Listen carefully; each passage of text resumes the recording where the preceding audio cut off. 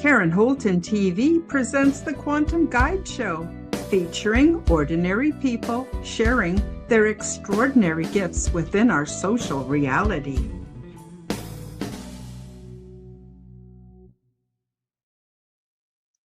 Hi, everybody. Welcome back to the Quantum Guide Show. Today, I'm very happy to bring back my returning guest and friend, Adam Gell. Before we start, let me tell you a little bit about him. Adam Gell is a shamanic mentor and certified AKASHIC record reader who specializes in helping his clients to recognize traumas, setbacks, and obstacles. And through various healing modalities, he assists them to better understand a path to a more fulfilling and balanced life. Having overcome life-altering losses and physical traumas himself, he has traveled the path of learning to go inward, develop adaptability and resiliency so he could step up to serve others. Adam had the willingness to become a blended person of all his parts, including the masculine and the feminine, developing his intuition and his ability to heal and to become his gift to the world. Because all parts of a story are worthwhile and create the whole, Adam worked as a physical education teacher in Brooklyn, New York for over 30 years.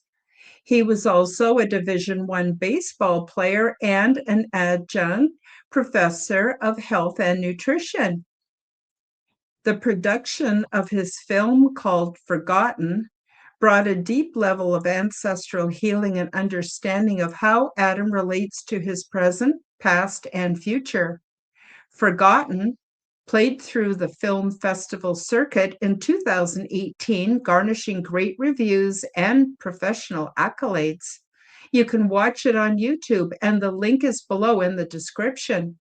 Adam also hosts Conversations with Adam Gell and Inspiring Minds, where he interviews amazing healers and transformers throughout the world every week. He is a professional photographer, writer, and world traveler. Adam finds joy in his family, his work, and his mission to assist people on their own journeys towards self-discovery and fulfillment. All of the links are below in the description box. I want to thank you all in advance for subscribing, leaving me a comment, and please do smash that like button. YouTube channel memberships are now available so you can receive my perks and also help to support my channel. Just going to do a very quick check-in with the live chat, but first I want to bring Adam to the stage. Adam, how you doing? I'm very good, Karen. How are you? It's nice Yeah, to I'm be here. good. Nice to see you. Nice to see you too. Yeah, it's been a while. And so I thought, oh man, you'd be perfect for helping to start off the new year, being an Akashic record reader, and maybe you've got some insights into 2026. Oh my God, 2025 was such a wild ride. I can't imagine what's coming. I just want to quickly check in with the live chat and just say hi to everyone, Adam, before we get into the conversation, if that's okay. Sure. Let's see. Whoop. There, we've got Denise has put the links where you can find Adam online. There's another one there. And if you guys want to buy me a coffee, this is where you can do so. Fearlessly Phoenixing. Hi, nice to have you in the live chat today. She says to make sure to hit the like button and share it out with my friends. Very lucky. I've got a wonderful moderator named Denise, and then of course Fearlessly Phoenixing fills in all over the place and also has such a wealth of information to share with everybody. So I just want to just quickly go through and say hi to everybody before we get lost in conversation, which often happens when sorry, I'm trying to read this at the same time. Oh, let's see, we already said hi to Fearlessly and to Denise. Well, I guess we'll leave it at that for now. And I want to thank you all, everybody, so much for helping out. And let me just say one more time, we'll put that up for where to find Adam's website. Okay, so yeah, Adam, what are your thoughts about, let's just I don't know, why don't you tell people sort of what you got going on, or if I've left anything Yeah, out, or sure. where people can reach you just Well, right from well, the get-go. yeah, I would say for myself, I'm in the process of writing a book, a memoir about my life growing up in Brooklyn, Nice. and running parallel, I would say, with my documentary film, with some aspects of the story from that, but more in depth of, the more the closer relationships that I had, or the lack of relationships I had with parents and family members, Mm-hmm. and how how we all go through different challenges with people in our lives, and really we're given the opportunity to use those interactions as a means of growth, or again, as we always speak about, being victimized by something, and Mm-hmm. having difficult people in our lives gives us that opportunity. So to learn and to grow and to impart wisdom on others. So my book will be, a book of wisdom, a book of my experiences, and relatable, I think, to everyone, with a historical aspect as well. Um, that note as well, my father is suffering from Alzheimer's, so I'm learning about the process of a soul, transitioning and transcending out of the body very Mm-hmm. soon. And so, in working on and dealing with the new energies that are coming in for the new year, for this Chinese New Year and this one energy, also Mm-hmm. dealing with that aspect of loss, which makes you look at life in a different way, especially a parent. Um, Mm-hmm. so I have a lot of things going on an earthly surface, on the earthly plane, and I have a lot of things going on in my means of finding ways of understanding our existence. And so that's some of the stuff I'm doing. I recently returned from Munich, Germany. In November, I participated in a healing spiritual convention in Munich, Germany. Had very nice clients, people that I interacted with, and I got to see the level of consciousness and the universal connection that people share around the world. We sometimes think that it's only in our community. We sometimes think that we're only the friends on Facebook and the specific groups, but we know from the worldwide evolution and the worldwide expansion of consciousness that we can see that people are growing and challenging and shifting. And those minimal, the fewer amount of people, sometimes we take it for granted that there are more than this group who believe in this, and less people believe in that, but there's always strength in some type of inner wisdom and confidence that you exude, and so I found that to be the Mm-hmm. case. Yeah. Also, past Wonderful. life Yes. stuff. Yeah. Oh yeah. Sorry, go ahead. No, no. I was just going to say that it was also a return to Germany, where I've had that past life encounter in the past, and having it reared itself again, feeling like I was back home, so to speak, in World War Mm-hmm. II, and that not in this time in World War II, but the connections and the interplay and react and um, connections with older people who would have been related to the war years again, and asking questions, Mm-hmm. and not my age, but people older in the war years, and it's very interesting for me. So yeah, that's what's going on that aspect. And I would say that, I guess, this year coming up, it will be a challenging and an energetic year, be it that it's a 1 year, and also it's the fire horse of energetically. And you asked Mm-hmm. me about, in terms of Akashic records. Um, I get a little information on things to make specific predictions. I generally more an imagery that I receive, as opposed to naturally specific information. But I'll share that with what I received, when you want, or how you want to proceed. Yeah. Hmm. Well, I just wanted to say a couple quick things. One is absolutely all the viewers, please, or even listeners, if you're listening to this on an audio platform, please go into the description and click on the link to Adam's documentary. It's a beautiful story. He starts out with, many challenges in life, like many of us do, but he decided to go back and explore his past and find out, what happened. And it explained a lot. Sorry if I don't mean to be taking words out of your mouth, Adam. Please do correct me if I have any of this wrong. But through going back to his past, he was able to understand his present. And I think now that, you're having, issues with, well, health issues with your parents, it can help put you, I think, in a more compassionate position. So bless your heart for doing that. I think it's awesome that you're going to write your memoirs because your life is very interesting. And you've also really helped a lot of people by being a school teacher, but also as being a spiritual mentor. So I'm very excited to have you on the show. I want to say a very quick hello to Helena because I did not say hi to her yet. But besides that, I'm not sure how much we'll get to the live chat today because I don't want you to miss anything that Adam has to say. So, yeah, Adam, can you tell us more about what it means to be a 1 year and what it means to be to be in the year of the fire horse, and how the two sort of have an interplay? Because I'm pretty sure you could help us get a better understanding of what to expect just from that alone for starters. Yeah, well, and if many of you are familiar or not familiar with the Chinese horoscope, right? Mm-hmm.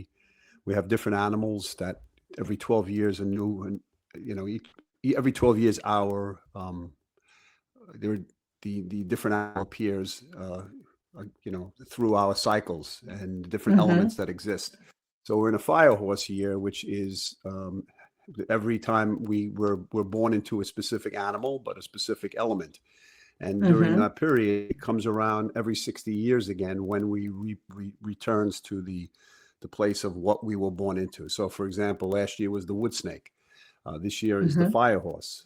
The fire horse happened 60 years ago, and it's one of the most intense and I guess catalytic energies in the Chinese zodiac cycle because Mm-hmm. this year itself will present a fast, bold, and I guess somewhat volatile, but also liberating year that doesn't allow for any hesitation. So the basic theme is really to be able to move forward and accelerate at sudden changes, which will be presented with. So things will be moving very quickly and sometimes too quickly for us. And with that will come, like, I guess, rapid endings and beginnings. And therefore we have to make abrupt decisions and, I guess, breakaways, relocations, and all kinds of systems, relationships will start to collapse. And I don't know if many Mm-hmm. people have been feeling that in their lives in different areas as it relates to people they know or people they've been with, or uh, regardless, that energy will like really rear itself and come to be. So something's been like limping along, and the fire horse will certainly expose it. And it's Very interesting because interesting. yeah, because it's what's interesting is when I did the Akashic record reading before I came on, I see people looking for like new ideas, like, and young people leading and older people or middle-aged people following the younger generation with new ideas, like a sense of also of turmoil, Mm-hmm. um, and a lot of aggression and high energy and fiery energy that's taking place. It's going to take place. Mm-hmm. So that's a very interesting concept. I think also new ways of medicine and handling different types of medical issues on the forefront. That will be coming in and wiping away things that we've been following a paradigm of ways of healing. And now, all of a sudden, as we've been seeing in the news, or if you've been watching, how certain chemicals are being taken out of water, how pesticides are being exposed, and how people are making that shift away from what they once thought was the norm, and moving into something more um, evolving. So there'll also be, I guess, a strong urge to live authentically, even if it costs comfort. We'll have no choice. Like, I guess, the feeling like I can't do this anymore. Um, and So it's really claiming, I guess, our self sovereignty. Finding our own way and finding ourselves with high passion and high conflict. And so that'll be more or less the energy of the fire horse.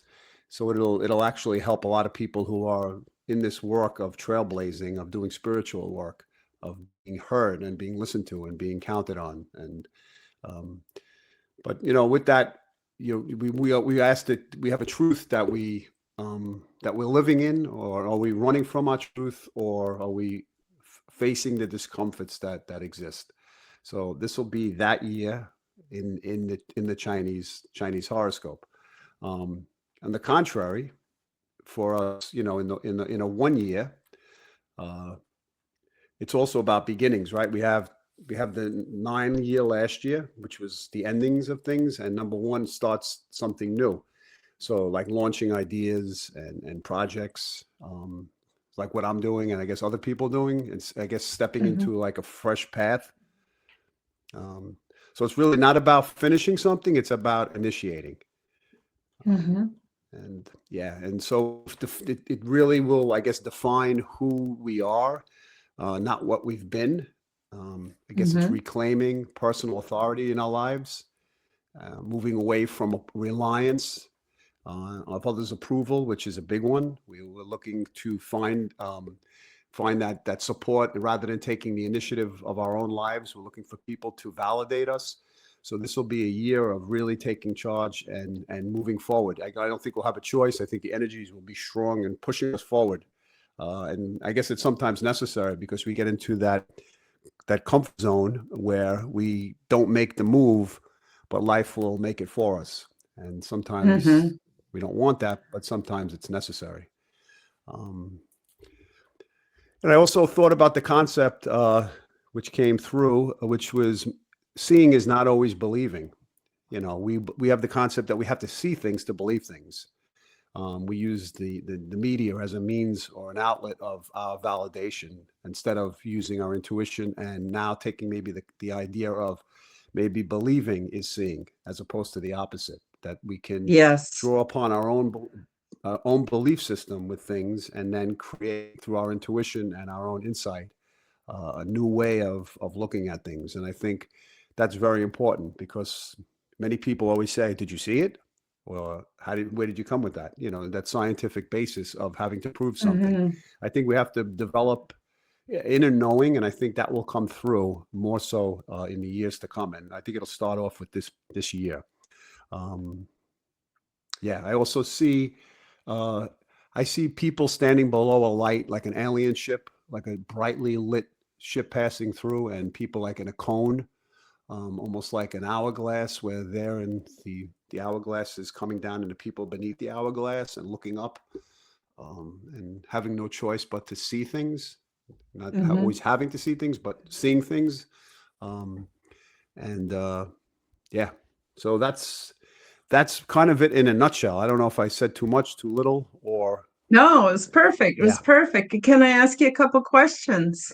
Um, I've been absolutely. um, I've been getting well, it started actually a couple of years ago where when I started, uh, I just want to preface by saying that my awakening always comes in layers. Just when I think I've got a handle on what's going on and I adjust to it and can start, preparing myself spiritually, it seems like there's another layer of awakening.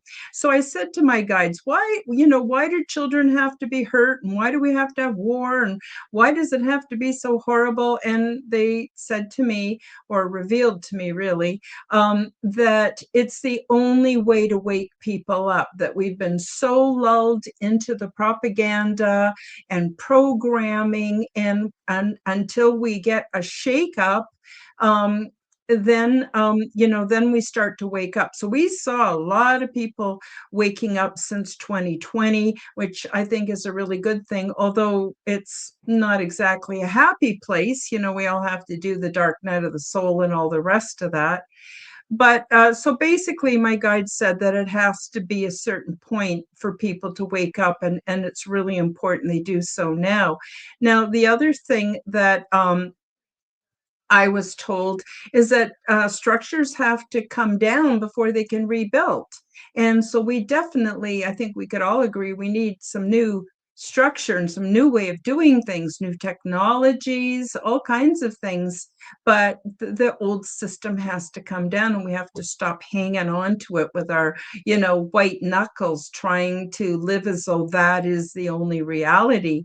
So I guess what I'm saying or asking is, how does that compare with what you understand what's coming, in 2026? And I'm not sure if I worded that correctly, but what say you, Yeah, I Adam? understand you. Yeah, I would say from actually I when I did the reading before I got on, um, people will shift and start understanding what's happening and what's going on. Um, People don't admit to something that they've held on to with, as you mentioned, by bad knuckles and holding on to something that takes place. But it people will shift, and it's like, night and day when people just make a shift from something just they're not aware of it. They wouldn't want to admit it, but so I think it's going to Mm-hmm, take place, and it'll happen. It'll happen in a way where people's egos will blend themselves into the shift and change, because mm-hmm, we hold on, as I always mention, we hold on to so many concepts of things that we've been raised in as a way of not using ourselves or using our own navigation systems. We look for others to take care of us. We're taught that the medical world is a means for us to feel a sense of security, where we don't want to take ownership for our own personal health and take the steps necessary to do that, because it takes work and it takes us believing in ourselves. But when it comes to the new challenges that are coming up, I don't think people will have a choice or an opportunity to really sit with it. It'll happen, and people will start shifting and then reflect backwards. It's funny. I talked to people who had none of the understand what one would consider conspiracy theories based upon every aspect of the last 5 years. And now when you talk to people they minimize their stance, and not that they don't take ownership, but they become non-committal towards what they mm-hmm, believed or what they choose to believe. But it's not important really that somebody commits themselves, but in conversations with people, you get to see how people are afraid to commit themselves. But in the shift of doing it, they realize what's happening now, I feel. So I mm-hmm, don't. I look at everything, spinning around and spiraling, and each one of us spinning at their own pace, gravitating to a higher floor when people are ready, not when other people tell them to. mm-hmm, As we know, we come here, we evolve here to be able to uh, have our own personal growth, to learn our own soul's mission, have a soul's mission. So I think when we get caught up with worrying about other people, really, on this journey, and whatever the year is supposed to bring for everyone else, I think we can only take personal ownership for ourselves and sit with ourselves and see what it's going to do for us. I mm-hmm, think I know personally myself, I can feel the subtle shakes of my soul urging me, nudging me to move forward with certain things. And yet my ego, in a state of fear, because I'm in the comfort zone and used to what I'm doing, that I know that it's pushing. I could feel it. And I have that mm-hmm, inner conversation, that inner dialogue. We create a neurosis and anxiety because we don't want to hear what the soul has to say or speak. So we suppress it, and it comes out in ways of anxiety. But so many people have been living in that state of anxiety that they don't recognize their subconscious mind or their higher self, and don't even know what that is or have not connection to it. mm-hmm, But I think all the mm-hmm, changes will start to seep through, and people will make shifts in their lives.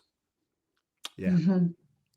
Yeah, I would agree with you. And Oh, especially, based on my own life, because I'm not really, anybody special. So I'm assuming that, if that's how it's working for me, that would work for everyone else. I was very excited to find out that 2026 is a 1 year.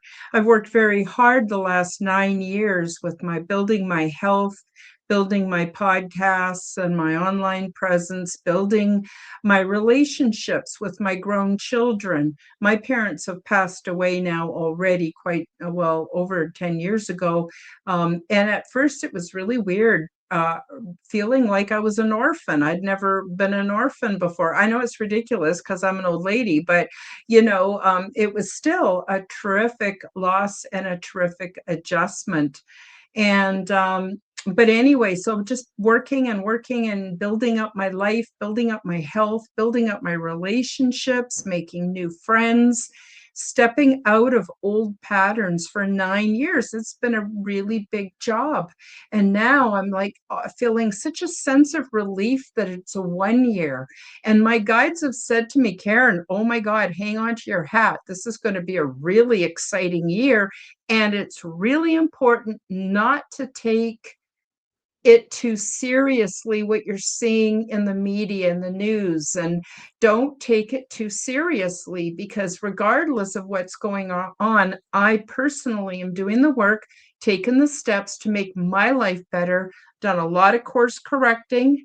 And every time we look back at our past, at least for me, and I see the mistakes I made, the things I could have done differently, well, I get to course correct in the now, and that means my tomorrow is going to be better. So I've been paying it forward to myself, Adam. I don't know if that makes sense, for 9 years, actually longer. And now I'm in a 1 year and I'm really excited, super excited. I don't know exactly what to expect, but I kind of feel like a kid on Christmas morning. So I'm not afraid at all. Yeah, I don't know if I'm stuck or it seems like it's not moving. Can you hear me? Oh, yeah, yeah, you're not frozen up at all on the screen now. From time to time we will, I don't know why, but technology.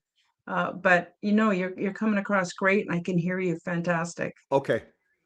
Yeah. So from I would say that I mean we have these if we're familiar with the numerical numerology of the year, and as we've been discussing, the 1 year is a completion after the nine cycles and the 1 through 9.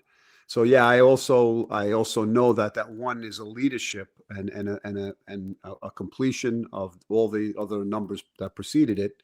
And in this year coming up, as you just mentioned, I think that it'll force us to lead rather than follow, and make the Hmm. decisions without consensus. So I think trusting your own direction, even quiet people are pushed into self-direction, and who even haven't been in the path. And I think momentum is going to pick up, and you definitely help us fulfill some of the things that we weren't able to, or at least have reach its fruition. So I think this year will be a, Hmm. a year of fruition. I think if it'll be a little restless, frustrating, and I guess a lot of people can become impatient with and ego clashes in this type of year, because people want to start too many things and have instant Hmm. results for the people who have not Hmm. been doing the work. So Hmm. when you all of a sudden come up with an idea and you don't have the concept that there are steps that go along with it, because we can see that using the numerology, then this year would be a completion of the things that we've done before. So if we haven't really worked on ourselves, then it would be frustrating, because the energy being so fast won't give the person the opportunity to have assimilated those different aspects of the challenges that brought us to this place to begin with. Um, so so the seeds that we planted, um, over those last 8 years, 9 years, uh, are now going to somehow rear and come out of the ground, and we'll be able to see some of its fruit, which is very interesting. Hmm. Yeah, it has a lot to do with perspective. I want to tell you a little short story that is, it's meant to be funny, but in a way it's also true. Sorry, I don't mean to take away from what you're saying. I totally agree with you, Adam. But I heard this years ago, and it's never ceases to inspire me. So there's a couple, and they have two kids. They're twins, and one of them is an incurable optimist, and the other one's an incurable pessimist. And they go to see a special a psychologist, and the psychologist suggests, okay, their birthday's coming up. When it comes to the optimist, no, the pessimist, you fill his room with the best toys money can buy. And the optimist, you fill his room with horse um, excrement. That's all he gets, and no presents. And that should equalize the two of them out.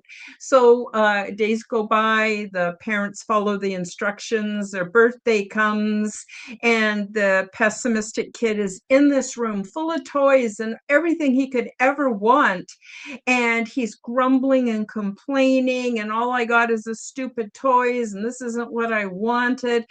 They can hear whistling and singing from the optimist room, and they go, what is going on? And they go down to the room where their optimist child is, and they open the door, and the kid's singing away, and he's got a shovel, and he's shoveling through all this horse poop. And the parents say, son, what are you doing? And the kid says, you can't fool me. Where there's shit, there's a pony. And I thought, what a beautiful, I know it's a silly little story, but I thought, That's what a great. beautiful explanation, because if we don't have our minds right, doesn't matter what's going on around us, what gifts that we've been given, we're not going to be able to use it. But if we have the right mindset, we can get through anything. And I think that's why our spirituality is so very, very important. Anyway, I hope I didn't take things off too far on a tangent there, but I thought it was a beautiful kind of an illustration. So the work we've done on ourselves thus far, the work we continue to do, but I also believe it's never too late to get started. What's your thought on that, Adam? Yeah, absolutely. I would say that again, since we're here as souls, reincarnating on this plane to fulfill our mission, again, not everybody's timing is lined up in the same pattern or the same way, and so we're not going to be able to understand other people because although they may be the same age as us, we may know them, and we may have these expectations. Everybody is evolving on a certain frequency and an energetic vibration at a different pace. And I know for myself that looking at my life, um, I had maybe a feeling as being more evolved when I was a child, looking at people who were challenging me. And I think it takes everybody, it takes every type of ingredient on this earth for us to then look at others and not compare, but see where we are and to understand our own evolution. So the child who's in the room who is happy with the manure in his room with a shovel, and the child gets everything is not. See, there's a lesson in all of those situations that are very helpful in a person developing. As we know, we're spiraling around and we're trying to evolve.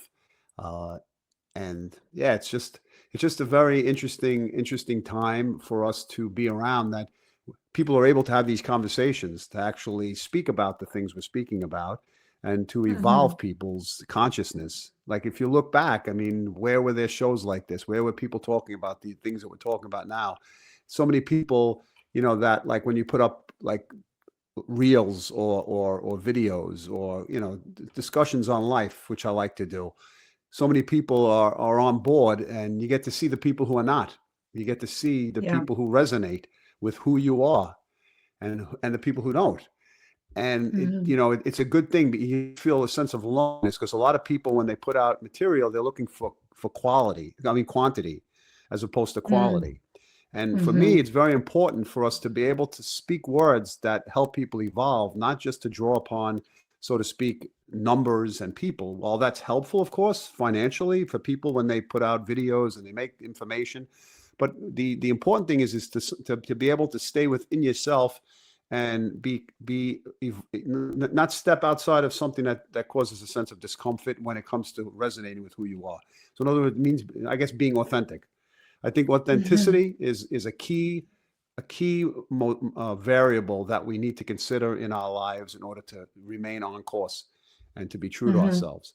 because Mm-hmm. that's probably one of the biggest things I find is authenticity, and I think it pays. And when we need to be authentic and teach authenticity, and not expect people to be something that they're not, and not raise children to be spoiled with toys and everything else and have no value.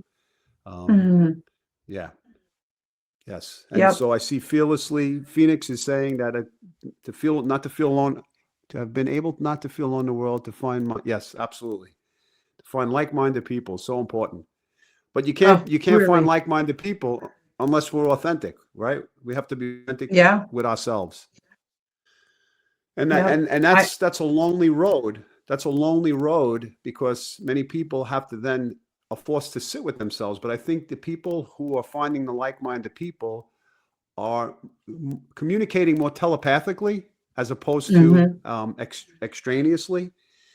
There's an energetic, I think, connection with people. Sensing and feeling that the earth itself is become more more fulfilled in materialism and emptier in what's valuable and what's what people could really nourish themselves with. A lot of people don't like to sit by themselves. They don't like to. We like to distract ourselves. We like to find it our Mm-hmm. addictions, as I spoke about. We want to find things that can distract us from feeling. And I Mm-hmm. think the work that we've put in over the years of at least sitting with ourselves and just having recollection or understanding of these things is helping us and will help us go forward and be examples for other people. And I think children who are evolved, who have been evolving, who've been brought into this earth, have given this new mindset, this new way of helping others. And I think the new generation of younger people will be definitely assisting us and assisting everybody else to have more insight. Mm-hmm. Um, Mm-hmm. yeah, and I think it's so important again, as I mentioned earlier, for us to be able to again believe in the things that we don't see always, because it's Mm-hmm. such an important thing for us to be able to develop our own insight by trusting ourselves. The trust is an important factor. We need to learn how to trust ourselves, and we can only learn to trust ourselves by trial and error. And we can only learn to Mm-hmm. trust ourselves by sitting with ourselves and with the parts of ourselves that we don't like, and calming them and communicating with them. Usually the inner child, right? Um, Mm-hmm.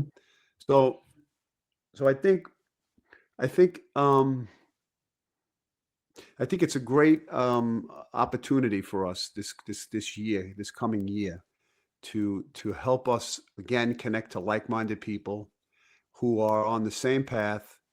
It's not always numbers. It's not always the quantity of things. It's more or less like you mentioned, the boy who's able to work with the crap and see a way of dealing with it and getting rid of it, knowing how Mm-hmm. to get rid of it, not having to sit with it. But it takes usually some type. It takes our own soul, or it takes an example, and many times we don't have that example. But we, yeah, that's the Mm-hmm. way I see it. See it at that end. Mm-hmm. Yeah, awesome. I find that I've always struggled with my own authenticity because I was told and raised and programmed to believe there was something wrong with it, that I had to, I was expected to be good at everything and to be better than everyone else at what I did. And a failure was not an option. But I also had to learn all the social norms, which didn't work for me. Being on the autistic spectrum, uh, I boy, no one gave me a guidebook, and trying to figure it out is crazy. But I think that's true for everyone, whether you're on the spectrum or not. But if you've been told all your life that your authentic self is something wrong with it, either you're, I don't know, people make up stories because of their own insecurities and projection. And that's why shadow work is so important. But it's interesting to see the people who do not want to do shadow work don't see any need for shadow work. Much easier just to project onto other people. So I think it takes a tremendous amount of courage to be authentic and to risk looking silly, to look, to have different people make up different stories about what you're about instead of checking it out with you. But if we don't start doing that, how are we going to build an authentic society? And I think, that starts with self-love. If I didn't learn to love myself, I wouldn't be motivated to take good care of my body and my mental health and build a more functional community. But then I had to work with my grown children. That was really hard for me to learn to mind my own business, love them the way they are, let them make some mistakes. It's just like riding a bike. You're going to fall off a few times. Well, I can't expect someone younger than me not to ever make a mistake when I made so many myself, and I learned from it. They'll learn from it. And then it goes out into the greater family, then into the neighborhood, the community. And I think that's how we bring about lasting change to planet Earth. But we got to start somewhere, and stepping out into authenticity is really a challenge for many people. Adam, do you have any suggestions on how people could start moving in that direction? Yeah, from my opinion, as you were speaking, the word conformity came into play. We try to Mm-hmm. conform to fit in, to belong, to have a sense of security. And many times the people who take away our trust, who take away our ability to love, are teaching us, I guess, energetically, not to conform. If Mm-hmm. we have that soul's purpose, or that personality where we are not afraid of being alone. It's not a fun place to be, certainly when you're younger. Mm-hmm. But as you get older, from my experience, I've recognized the fact that when I didn't conform, the people who initially were conforming were looking at me as an outsider, and I felt like an Mm-hmm. outsider. And that happened at work. It happened in my house. It happened Mm-hmm. amongst family members. It happened in relationships. But the more I stuck to what I believed in a ethical and authentic way, then people started to eventually come around and follow the same patterns that I was were portraying, or living. And they might not have believed it or felt the confidence, because the majority of people conform and want to go along with what's popular. They want to fit in. They want to be loved. And a lot of the games and the labels that are played in the dynamics of family is if you don't do what I do, or you don't follow what you're supposed to follow, then we're going to ignore you. We're going to shut you down and be pushed out. And of course, we know about the Mm-hmm. black sheep of a family. But the, Mm-hmm. the the strength lies in our ability to stick to what we believe in. But that takes that inner knowing, and listening to that inner voice from a young age. And I think many of us people who are on this path, who've been on this path, no matter what age you are, but as long as you've challenged things, and you know in your heart that you have a sense of truth, then I say stick to that truth and believe in yourself. And people who are supposed to follow you on the path, who haven't at this point, will eventually do so. Every Mm-hmm. time that somebody again didn't like my rebelliousness, my independence, I recognized eventually I had visions that these people were going to come back, and then the other people come back, and then the people who are, I guess you would say, in work, brown nosing. At home, you could have people who are following a certain pattern to be again loved. But for me, it was more important, and I think it's more important to have self-respect and to learn dignity for yourself. And that's not an easy thing to do as a child, but it's something Mm-hmm. that's important. And as I speak about my life and my father in the position he's in now, here I'm faced with his death. And so over the years, in working on raising my own consciousness, I was able to raise his consciousness, because I didn't Yes. succumb to the negativity nor avoid him. I looked at him as as a tool for me to learn to love someone who didn't even love himself. So it was my feeling that if I learned what made him, or what triggered him in his life, which is I portrayed in my film and I'll portray in my book even deeper, then I would be able to better understand humanity, people, myself, and the people who cannot rise up to that place that I've been trying to rise up to. And maybe I can Mhm. lend them the hand in doing so. And if they grab my hand and want help, I'll pull them up. But if they squeeze my hand and pull needles in my fingertips, then I'll let go. So Mhm. that's basically how I've come to this place where I see that if you respect yourself, if you have compassion for yourself, and you learn to be able to sit with yourself and develop your own belief system of what you think is right, not being completely stubborn, but it takes a little stubbornness to do so, then Mhm. I think that may be the way that I've gone, and maybe other people have gone that way too. The people who are listening here, or people who will listen. Mhm. Yep, I would agree. Adam, on that note, why don't you, we still have a few more minutes left, but I was wondering, I thought it'd be a good place for you to talk about the services that you offer people, because I know you have been very, very helpful to a lot of people on their journey. You've even been helpful to me on my journey. I appreciate you so much. Why don't you share with the listeners and the viewers what services you offer to help them if they get stuck? Well, for me, it's interesting. So, I mean, it's not so important how I got into the work, but getting into the work and having your own journey, like we all do, and being able to see all aspects of your own painful self, your emotions, I guess put me on the path to want to help others because I know we all have a Mhm. little bit of what I had in me. So Mhm. I guess what I offer is the Akashic record readings, and the Akashic record readings assist people on their soul's journey.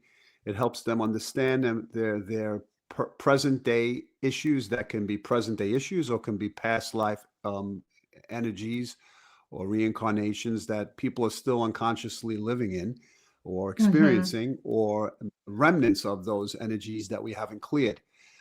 So I think bringing the thought or the idea of what I see has helped people to realize that it's not what's going on right now. Like people who are fearful of going in the water, who've never had any type of encounter of drowning, but have fears of water, and seeing a Mhm. memory pop up in a reading.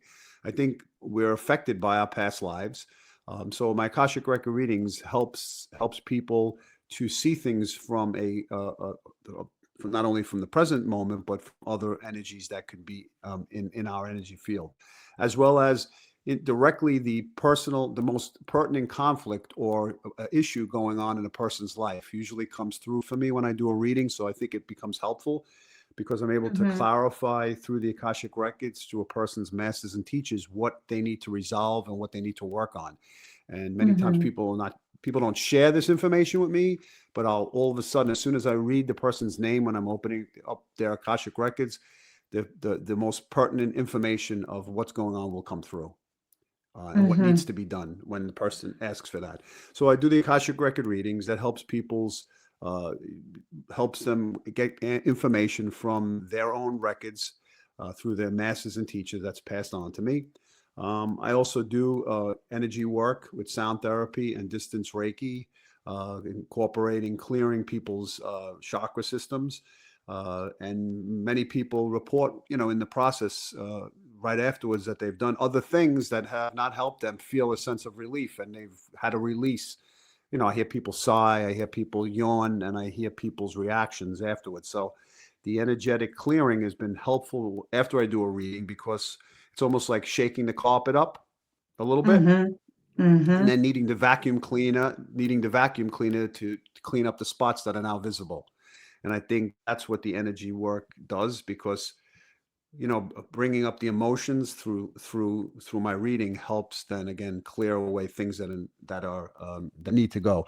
And then I do the shamanic work, and the shamanic work is clearing the energetic body through shamanic traditions from Mhm. Quechua tradition of Ecuador. I've studied under two people, Itzhak Berry and Hacho Castillo, two master shamans. And through their encounters, working with them and understanding some of the techniques, I've been able to help and assist people and clear their energy. So I would say that the energy work themselves is what resonates more with a person because the intention of the healer, like myself, is there with love and compassion. So whatever resonates, like is what a person will use or be drawn to, and even from their own past lives of American ancestry or connections from past lives, people will be drawn to shamanism or other Mhm. techniques that exist. So that's really what I do. I do soul retrieval, which I would say more or less not the soul retrieval itself, but pointing out through the drumming when I'm doing a healing of what Mhm. information again is most pertinent, and ancestors coming through and sending information or speaking information to me that I pass on, and that's been very helpful for people because I don't know their Mhm. lives, I don't know them, and when this information comes and it resonates with them, and they say, "Oh wow, that exactly happened," or "This is I see something where they're sitting, or a family member, or someone that's passed." Mhm. I think it becomes helpful to a person to have it outside of themselves be brought back into them so that they feel comfortable dealing with it or sharing it or having someone share the information that wasn't told. Mhm. Yeah. Mhm. So it's That's that's not when I do wonderful. readings and not yet. Yeah. Yeah. I'm Those are wondering that's if that's you, that's sorry, go ahead. no, go ahead. You go. I was going to say, I really want to encourage all the listeners and the viewers to go over and subscribe to your channel, Adam, because you do these amazing visualization drumming sessions, and I just love them. I love them for a number of reasons. For one reason is, for me, it's very soothing to my spirit and my nervous system. So when you're doing the drumming and I just kind of go into a bit of a flow state, close my eyes and listen to your words. And then you take us on a journey, and it'll often be, in the woods and along a path and sometimes over a bridge. And then we see a spirit animal, but you don't say what the animal is because we see what we need to see for our journey. And the whole thing wraps up. It's not a huge amount of time, but it's long enough that by the time we're done, I have insight. I have a very relaxed nervous system, which is really important for me to keep resetting that.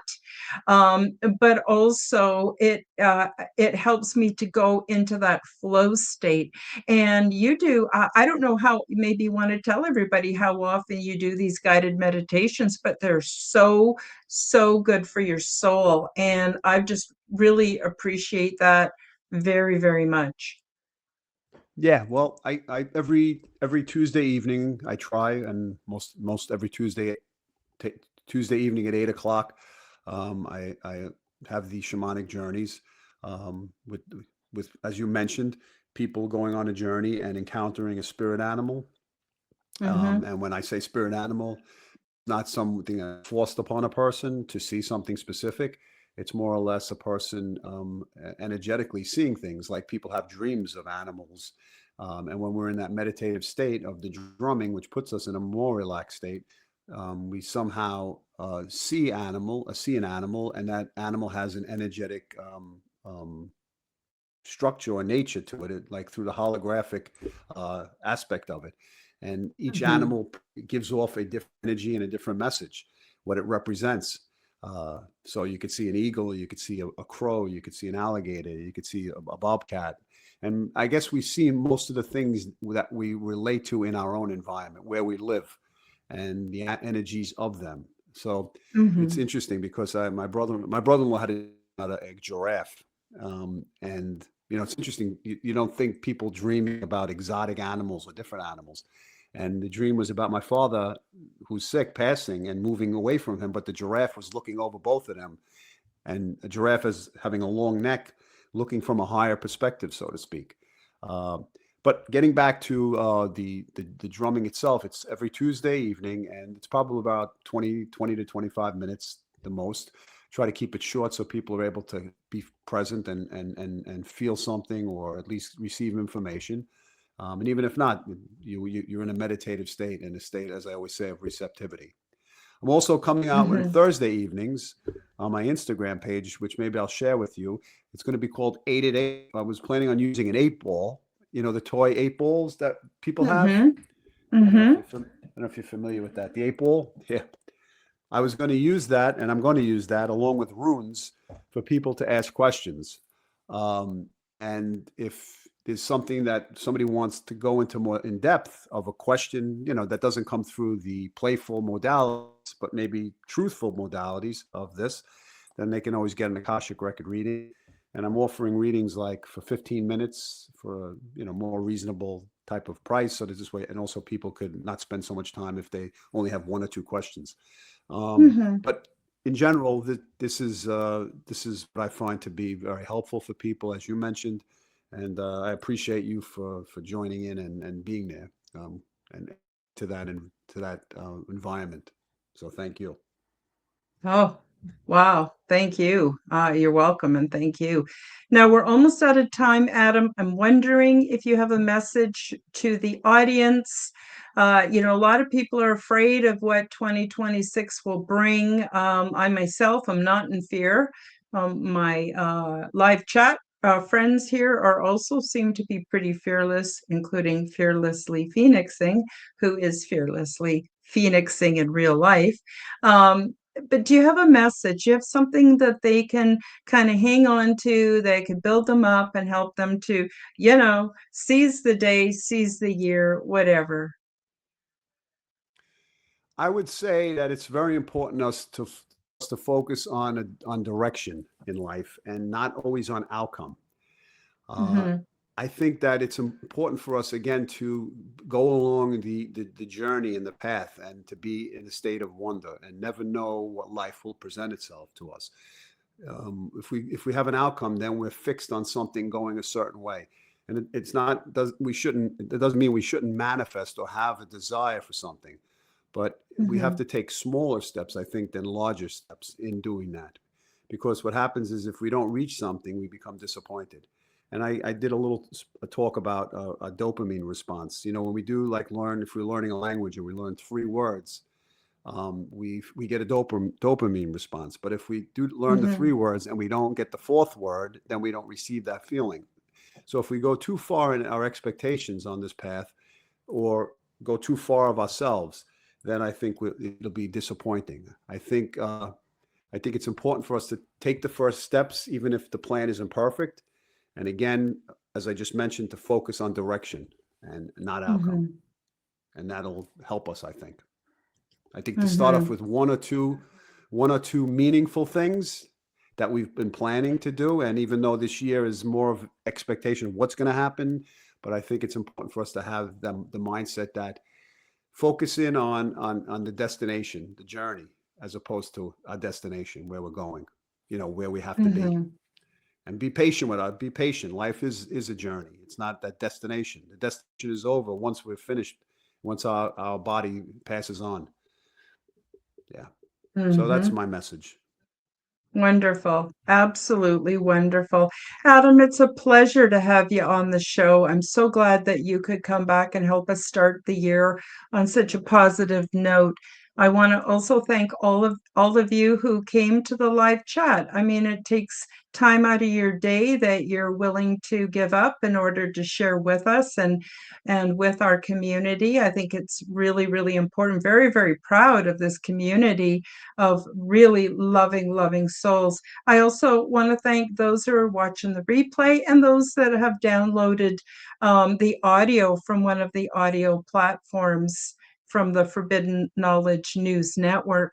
I hope you all have a wonderful, wonderful week. Adam, I hope you have a wonderful year. I appreciate you so very much. And I guess that is about sorry, I was reading the comments. And that's about it for today. Thank you, everybody. I love you all and hope you can make it Sunday. Just a reminder, Sunday is live chat day. So when y'all come to the live chat, you'll be given the opportunity to come on the stage, meet each other, and share greetings and discussions. And of course, you don't have to. If you're camera shy, not a problem. And I just want, yes, Fearlessly Phoenixing also is reminding everybody to come back on Sunday. So with that happy note, we'll say bye-bye to everybody, and I hope you all just have the best week ever. Bye-bye now. Thank you for joining me for the Quantum Guide Show. Become the change that you wish to see in the world. Subscribe to my YouTube and other channels at Karen Holton TV. Click the like button, leave me a comment, and share this podcast with your friends. Read about my true life ET contact in my book called Transdimensional: Meet the New Neighbors, which is now available in Amazon bookstores worldwide. Check out my website at www.KarenHoltonHealthCoach.com to see my free resources and amazing products and services. All the links will be in the description below. As part of the Forbidden Knowledge Network, you will find the Quantum Guide Show with Karen Holton and also the Aliens and Angels podcast on all audio platforms. Until next time, keep up the good work.